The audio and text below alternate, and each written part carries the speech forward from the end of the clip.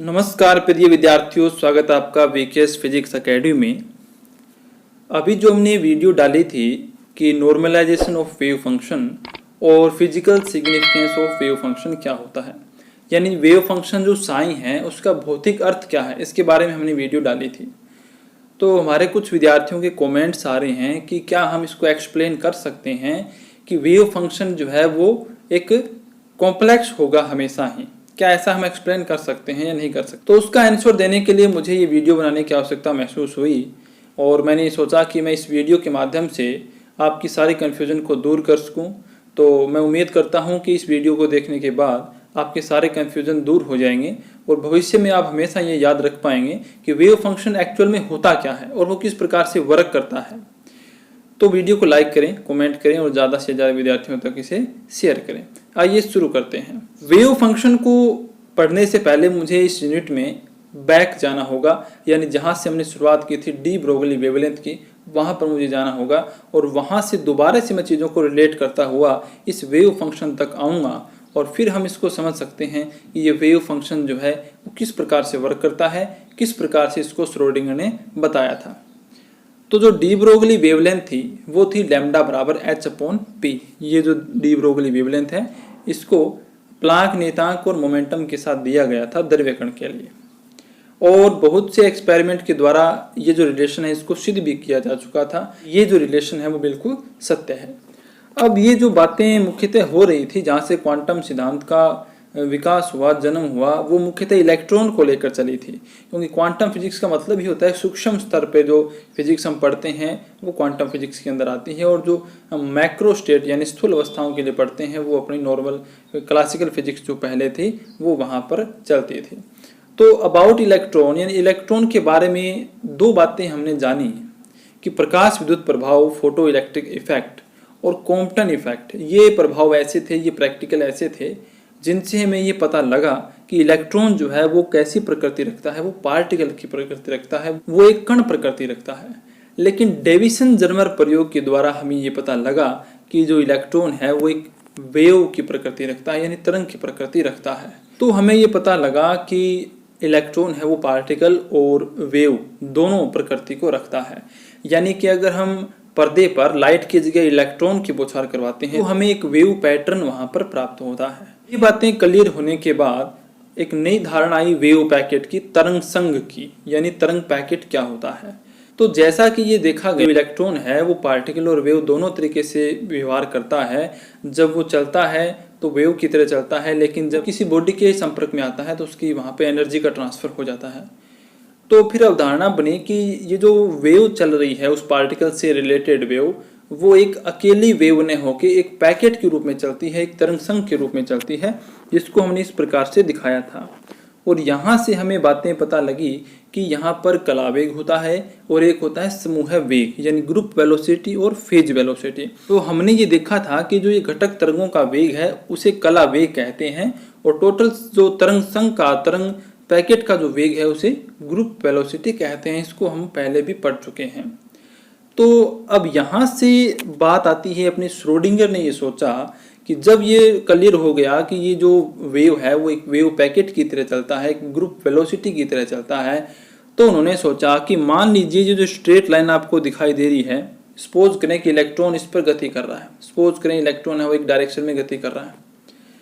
अगर वो इलेक्ट्रॉन एक डायरेक्शन में गति कर रहा है, अगर उससे एक ही वेव रिलेटेड होती तो बिल्कुल एक स्ट्रेट लाइन में वो जाता, और किसी टाइम पर अगर आप ये कहना चाहें कि इलेक्ट्रॉन यहाँ है या यहाँ है, यानी कि इसकी पोजीशन अगर आप बताना चाहें तो आप बता सकते हैं, लेकिन ऐसा नहीं था। इस वेव पैकेट का मतलब ये है कि इस इलेक्ट्रॉन से संबंधित जो वेव है वो इस तरीके से एक पैकेट के निर्माण करती हुई चलती है, यानी वो इलेक्ट्रॉन जो है वो किसी टाइम पे अगर आप मेजर करेंगे तो वो यहाँ भी हो सकता है, वो यहाँ भी हो सकता है, वो यहाँ भी हो सकता है, यहाँ भी, यानी ये जो एरिया है यहाँ पर संभावित क्षेत्र है। ये क्वांटम फिजिक्स इस प्रकार से बताती है, वो एग्जैक्ट लोकेशन नहीं बताती, वो संभावनाओं को जन्म देती है, संभावनाओं को व्यक्त करती है। तो इस चीज़ को सोच करके और श्रोडिंगर ने ये कहा कि ये जो वेव है वो अकेली वेव न होके एक वेव फंक्शन होती है, यानी वेव पैकेट है वो एक वेव फंक्शन की तरह व्यवहार करता है, इस तरीके से वो चलता है। और उस वेव फंक्शन को उन्होंने मैथमेटिकली एक साइन दिया जिसे हम कहते हैं साई, और कहा कि ये जो साइन है वो एक कॉम्प्लेक्स होगा। कॉम्प्लेक्स यानी रियल नंबर और इमेजिनरी नंबर दोनों का साथ में कॉम्बिनेशन, यानी a प्लस आयोटा b इस टाइप का होगा। ये तो उन्होंने बताया, लेकिन जब उनसे पूछा गया कि इसका भौतिक अर्थ क्या है, भाई a प्लस आयोटा b आप कह रहे हैं, कॉम्प्लेक्स आप कह रहे हैं, इसका भौतिक अर्थ क्या है, तो उन्होंने डायरेक्ट कहा कि इसका कोई भौतिक अर्थ नहीं है और ये मुझे नहीं पता है कि क्या है, लेकिन ऐसा ही होगा। अब ऐसा क्यों कहा उन्होंने कि a प्लस आयोटा b क्यों कहा? अब देखिए, यहाँ पर हमने कहा कि इस एरिया में कहीं भी इस इलेक्ट्रॉन की पोजीशन हो सकती है। अगर हम कोई फाइनाइट वैल्यू बता दें कि वो यहाँ पर है, यहाँ पर है, तो एक रियल नंबर होगा वो, और रियल नंबर से तो हमें पता लग जाएगा। लेकिन हम यहाँ नहीं कह सकते वो कहाँ होगा, इस पूरे पैकेट के अंदर वो कहीं भी हो सकता है। इसलिए श्रोडिंगर को ये कहना पड़ा कि a प्लस आयोटा b, यानी इमेजिनरी और काल्पनिक पार्ट उनको जोड़ने पड़े, और तब उन्होंने कहा कि मैं ये वेरीफाई नहीं कर सकता वो कहाँ है। तो ये साइन जो है इस प्रकार से वर्क करता है। फिर मैक्स बोरन ने बताया, मैक्स बोरन ने कहा कि साइन जो है वो एक प्रोबेबिलिटी ऑफ वेव फंक्शन है, यानी एक प्रायिकता की तरह आप इसको बता सकते हैं। फिर उनका काम था कि इसके जो फिजिकल सिग्निफिकेंस है उसको व्यक्त करे, कि अगर साइन एक प्रायिकता है, वेव फंक्शन है वो एक प्रायिकता है, तो वो कैसे है। तो उन्होंने कहा कि श्रोडिंगर ने जो बताया वो ठीक है, a प्लस आयोटा b है, ठीक है। अब मैं इसका फिजिकल सिग्निफिकेंस देने के लिए उन्होंने कहा कि साइन जो है वो साइन मोड स्क्वायर के बराबर होना चाहिए, यानी साइन इंटू साइन स्टार, यानी जो कॉम्प्लेक्स है वो कॉम्प्लेक्स कंजुगेट का मल्टीप्लाई होना चाहिए, यानी कि साइन डॉट साइन स्टार। अगर आप इसको मल्टीप्लाई करते हैं दोनों को तो आपको एक प्रोबेबिलिटी मिलती है, एक फिजिकल सिग्निफिकेंस वहाँ पे मिलेगा। आइए इसको एक एग्जांपल से समझते हैं कि किस प्रकार से ये है। अकॉर्डिंग टू श्रोडिंगर साइन बराबर क्या होना चाहिए, a plus iota b complex, और साइन स्टार क्या होना चाहिए, a माइनस आयोटा b यानी कॉन्जुगेट। अब मैक्स बोरन की जो व्याख्या थी उसमें अगर वैल्यू हम पुट करें कि साइन स्क्वायर मोड बराबर साइन साइन स्टार, तो इनका जब दोनों को हम मल्टीप्लाई करवाते हैं तो हम पाते हैं कि हमें एक रियल नंबर प्राप्त होता है a square plus b square. और एक रियल नंबर का मतलब है यहाँ पे जो प्रायिकता होगी, साइन स्क्वायर की वैल्यू जो होगी वो एक फिक्स वैल्यू हमें मिलेगी।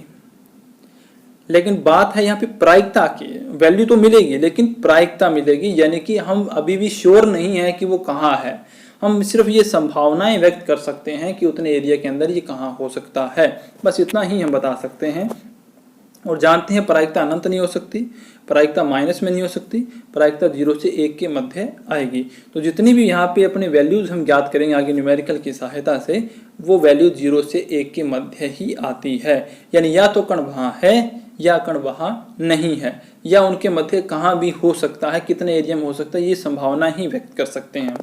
तो मैक्स बोरन ने कहा कि ये जो साइन है, वेव फंक्शन है, वो एक प्रोबेबिलिटी है और वो साइन मोड स्क्वायर के बराबर है।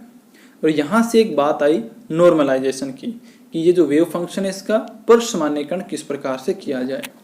जैसे मैंने वीडियो में बताया था कि अगर हम एक स्पेस की बात करते हैं, टोटल स्पेस की बात करते हैं, तो उसके अंदर आपका जो साइन स्क्वायर है उसकी वैल्यू कहाँ हो सकती है। मान लीजिए ये एक वेव फंक्शन मैंने यहाँ दिखाया, यहाँ पे मैंने दिखाया, एक बार माइनस अनंत और प्लस अनंत को आप छोड़ दीजिए, टोटल स्पेस की मैं बात कर रहा हूँ, यहाँ पे कोई लिमिट्स की बात नहीं कर रहा हूँ मैं। तो यहाँ पर अगर आप देखते हैं इस टोटल के अंदर, तो कहाँ हो सकता है वो, कहीं ना कहीं तो होगा। अगर आप इसका स्टार्टिंग पॉइंट लेते हैं, मान लीजिए यहाँ पे एक इलेक्ट्रॉन है वो गति कर रहा है, इसका स्टार्टिंग पॉइंट आप लेते हैं और इसका लास्ट में एंड पॉइंट आप लेते हैं, जहाँ भी हो टोटल स्पेस में, आपने यहाँ देखा उसको यहाँ नहीं मिला, आपने यहाँ देखा यहाँ नहीं मिला, आपने यहाँ देखा यहाँ नहीं मिला, इस टोटल स्पेस के अंदर कहीं ना कहीं तो वो मिलेगा आपको। तो कहीं ना कहीं तो प्रायिकता उसकी होगी ना, 100% मिलेगा ही मिलेगा आपको, ऐसा तो नहीं कि मिलेगा ही नहीं, मिलेगा ही मिलेगा। तो इसकी प्रायिकता यहाँ पे 1 के बराबर हम लेते हैं, और ये वेव फंक्शन जो इस प्रकार से यहाँ पे दिखाया जाता है 1 के बराबर, इसको नॉर्मलाइजेशन वेव फंक्शन कहते हैं।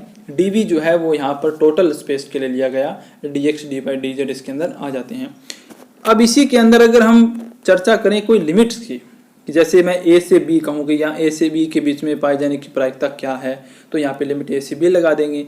और अगर मैं बात करूँ कि माइनस अनंत से प्लस अनंत अगर मैं लगाना चाहूँ, सिर्फ एक्स अक्ष के अकॉर्डिंग मैं यहाँ पे बात कर रहा हूँ, एक बार सिर्फ एक्स अक्ष यानी वन डायमेंशनल की बात कर रहा हूँ, तो यहाँ पे dx का हम यूज़ करेंगे माइनस अनंत से प्लस अनंत साइन स्क्वायर dx बराबर 1। ये भी नॉर्मलाइजेशन है, लेकिन ये सिर्फ वन डायमेंशनल नॉर्मलाइजेशन है और ये आपका 3 डायमेंशनल नॉर्मलाइजेशन है। अब जब हम न्यूमेरिकल प्रॉब्लम को सोल्व करेंगे इनकी सहायता से, साइन की सहायता से, साइन स्टार की सहायता से, तो हम क्या देखेंगे कि हमें कुछ न्यूमेरिकल में साइन की वैल्यू है वो कॉम्प्लेक्स में नहीं मिलेगी, यानी उसमें आयोटा नहीं होगा। तो अगर ऐसी कंडीशन आपको मिलती है तो आप डायरेक्ट साइन स्क्वायर उसका करें और अपना फॉर्मूला नॉर्मलाइजेशन का हम लगा के उसको सोल्व कर सकते हैं। और अगर साइन की वैल्यू आपको कॉम्प्लेक्स में मिले, यानी आयोटा में दिया जाए, वहाँ पर जैसा भी फंक्शन आपके पास हो, तो वहाँ पर हमें यूज़ करना होगा साइन इंटू साइन स्टार। ये कॉन्सेप्ट लगा के हम इस फॉर्मूले की सहायता से इसको हल करेंगे। ये आगे हम जब यूनिट में बढ़ेंगे और टॉपिक्स को हम क्लियर करेंगे और सारे न्यूमेरिकल में आपको जब सोल्व कराऊंगा तो आप अच्छे से समझ जाएंगे कि साइन स्टार और साइन की क्या कॉन्सेप्ट है, किस प्रकार से नॉर्मलाइजेशन को वहाँ पे लागू करना है और आगे से आगे हम इसको किस प्रकार से डिफाइन करते जाएंगे। तो उम्मीद करता हूँ कि आपके जो डाउट्स हैं इससे संबंधित वो क्लियर हो गए होंगे। तो वीडियो को लाइक करें, कमेंट करें, ज़्यादा से ज़्यादा विद्यार्थियों तक शेयर करें। धन्यवाद।